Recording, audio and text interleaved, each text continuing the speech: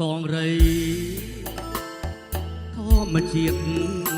ខៀវខ្ចីនៅតាមដងផ្លូវធ្លាក់ខ្យល់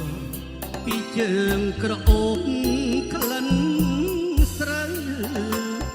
ខែមន់រត់ទៅ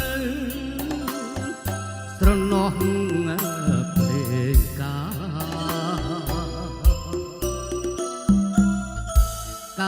លបងឃើញស្រី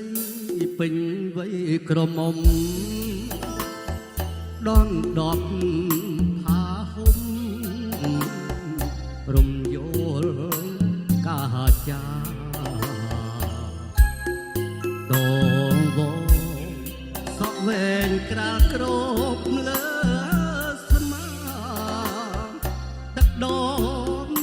នេត្រាថតជាប់រូបស្រី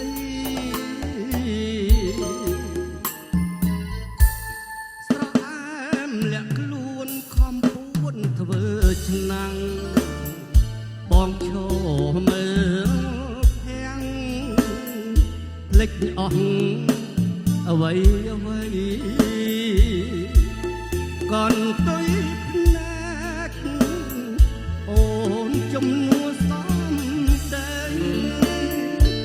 អៀនភៀវកវីអូនស្ដីបែកខ្នងបងផ្ញើអក្សរាតាមកចុងឆ្នាំក៏អើយជួយផ្ដាំទៅស្រអែមផងបើម៉ែបងខំអូនឆ្លើយដាក់បងជំនូនសំណបងសងទាំងអស់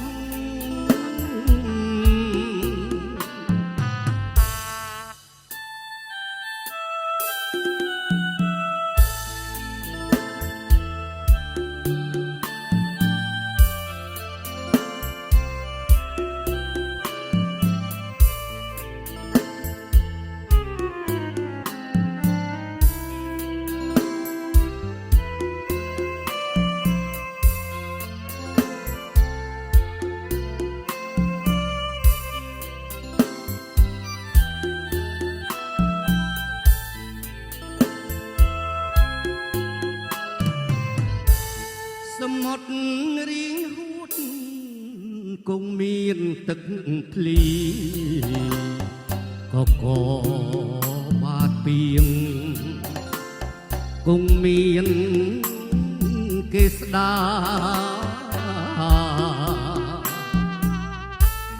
ឯខ្មៅប្រែពណ៌ខកក្បួន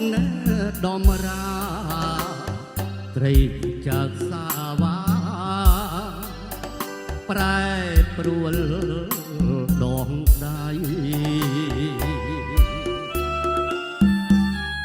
ខ្ញុំមានអូនរាប់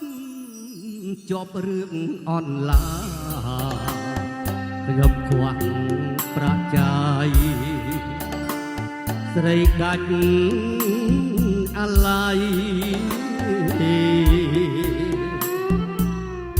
រឿងតូចប្រែធំបំផ្ដាច់និស្ស័យកម្មការចង់រា